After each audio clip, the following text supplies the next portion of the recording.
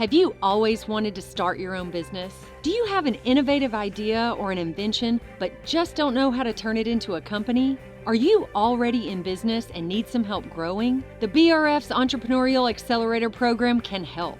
At EAP, we work alongside you, helping you with things like financial modeling, funding strategy, pitch preparation, and marketing strategy. So what are you waiting for? Go to eapla.com today and set up a time to talk with our team. Let EAP help you launch or grow your business in North Louisiana today.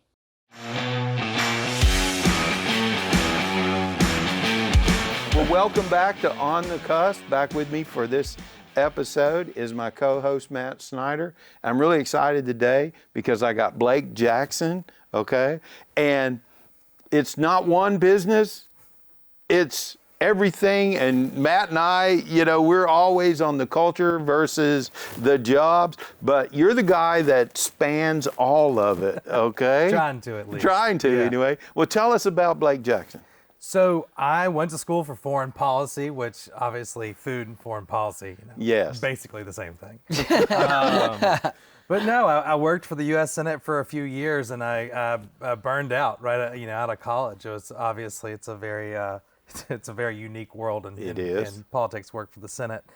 And when I left that and moved back home, I landed at Maxwell's Market.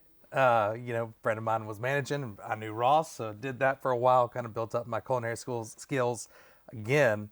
And then in 2011, I started Drake Catering.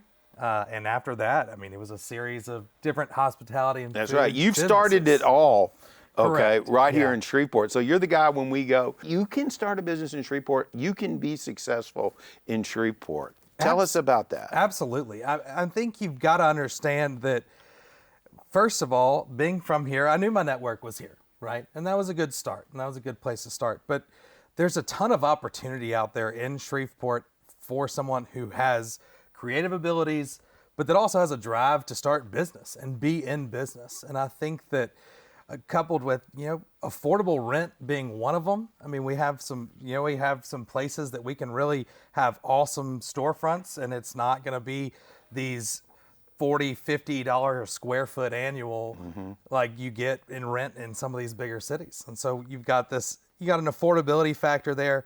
You also have a community that really understands small town folks, hometown folks really going after it and how they support that. It's not, they can put a face to it and it's real. Yeah, and it's interesting because Shreveport is just big enough that I think if you can serve them up what other cities are doing in a Shreveport with that Shreveporter mentality, there's no doubt. You can hit home runs. And I could name a humongous list of people that do that. And I think what our generation of business owners has done, and you're a huge part of it, is go out, travel with your wife, travel with your kids, see things, and say, hey, we can have that.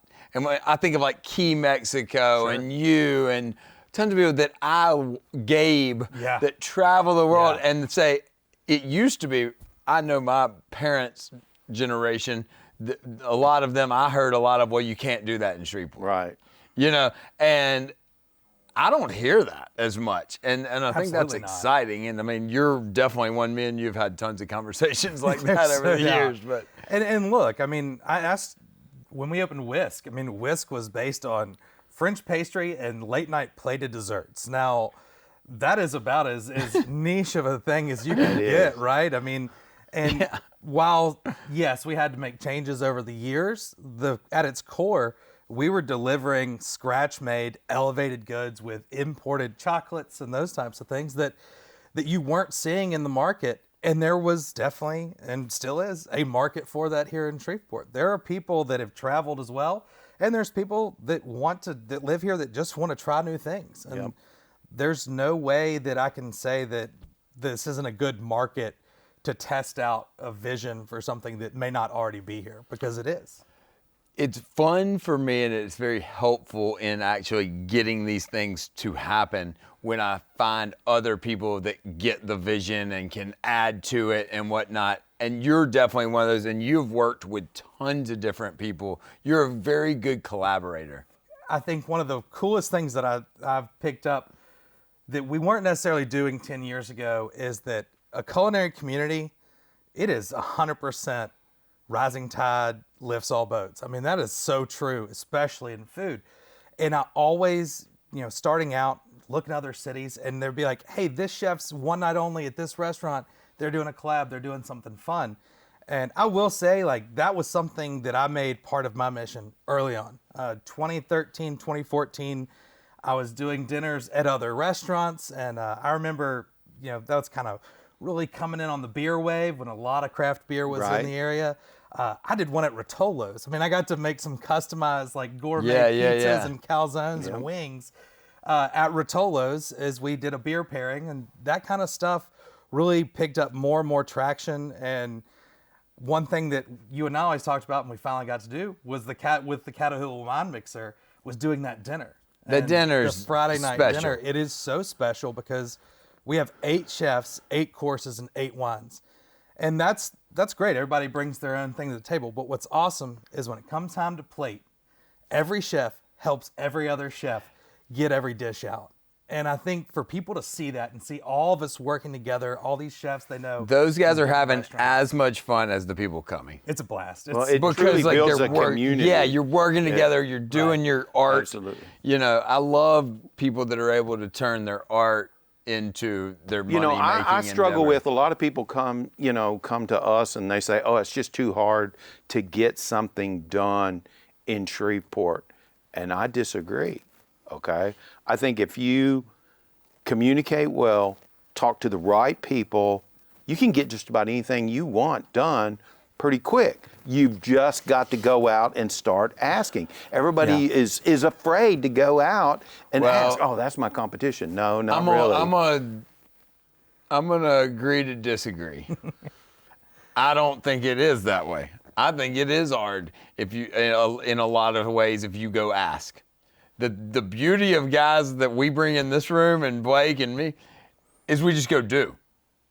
Because if you look at the biggest struggles that I hear from the business community, it is a lot of the getting permission, asking, jumping through the hoops. For sure. The things that I think makes us good entrepreneurs and the people we have in this room is usually the start of that story is I jumped out there and I started doing it and the ball was rolling so and you fast learned I as couldn't you went. stop me. You learn as you go. Okay. I think the problem is a lot of people see it as obstacles. Everybody's throwing all these obstacles in my way. Well, when you're an entrepreneur and a business person, there are no obstacles, right?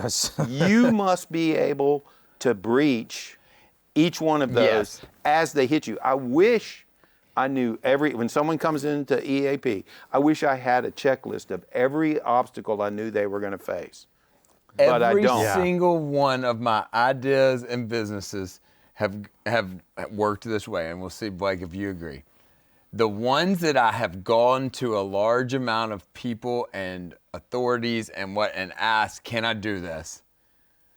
Most of those have never happened.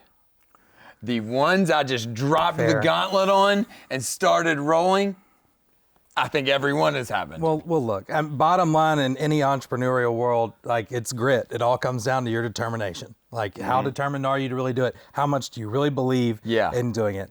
Now, to your credit, one thing I think that you were going towards is that we do have a community that's willing to talk about their experiences with new people. I mean, I know that for myself, like I talk to a lot of young up-and-comers in food that they might eventually be some sort of competition of what, I might be involved in. And I understand that.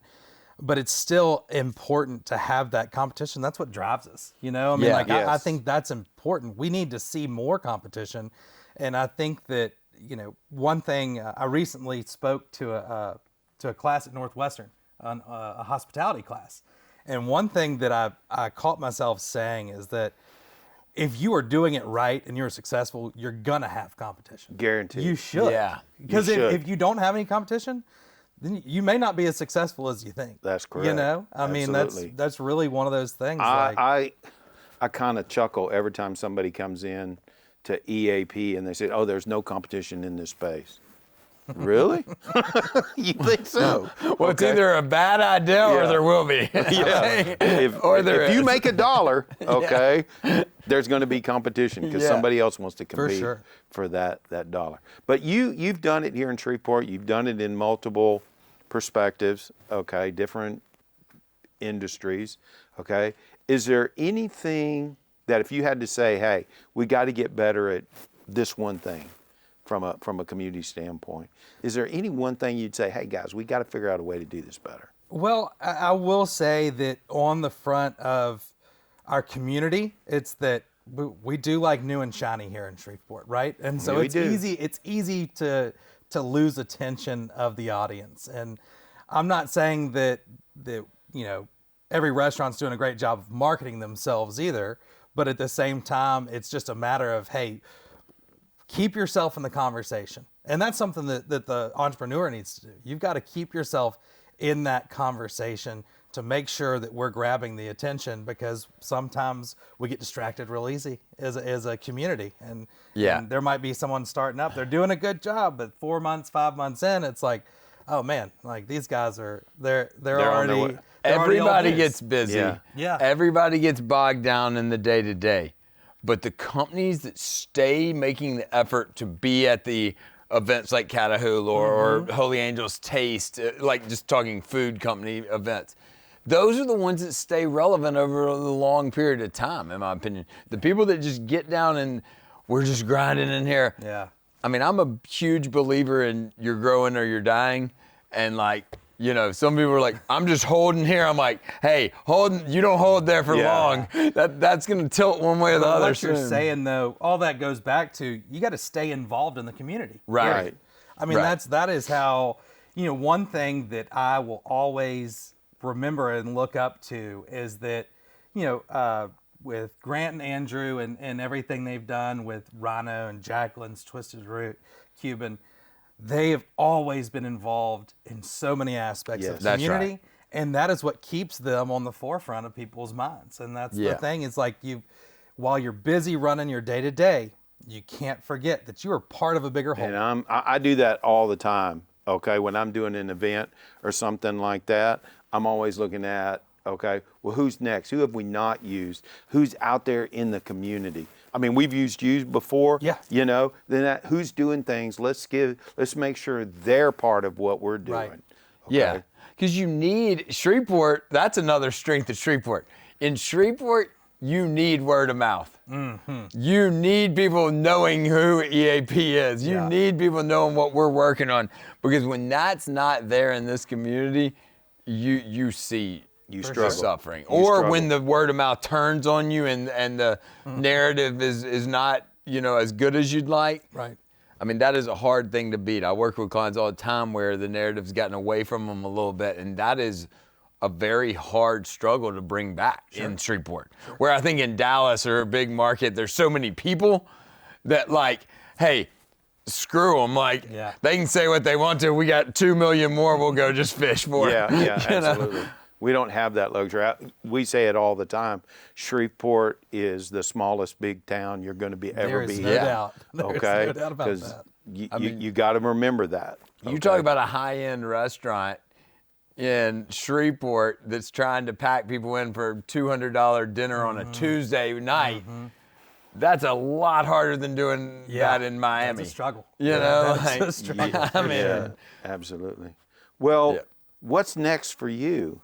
Can you share that with us? So I'm working through that, but a lot of what I'm doing lately is really based around taking my experience and working with new folks. I mean, call it consulting for lack of a better word, but I've got a couple of local restaurateurs and folks that are breaking into hospitality that I'm working with right now. It's really exciting to see. I love the front end of consulting, like the back end of fixing problems. That's not as much my thing. But that's to not as be fun. on the front end and get to dream and create with people, work through these numbers, crunch everything down, and make sure like, hey, is this a viable product? Awesome. Now we can get into the fun part, which is I get to do recipe development.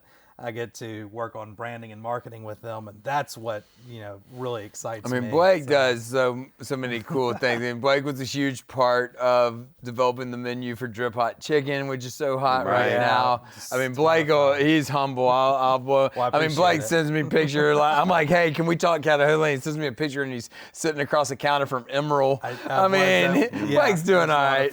Yeah, and I mean, and look, I think that what's cool is I'm still here, based out of Shreveport, but I'm getting to work on some really big projects for large corporations out of New Orleans and out of Dallas, and so I'm getting to still be here, be with my family, and 1 or 2 days out of the month I'll get to travel with these guys and Yeah, that's cool. get to see the That's rest really of the country great. and bring what I've learned here to the masses on a much bigger scale. So it's pretty awesome. That is great. Well, Yeah. thank you and best of luck. Thanks for having me. You're welcome.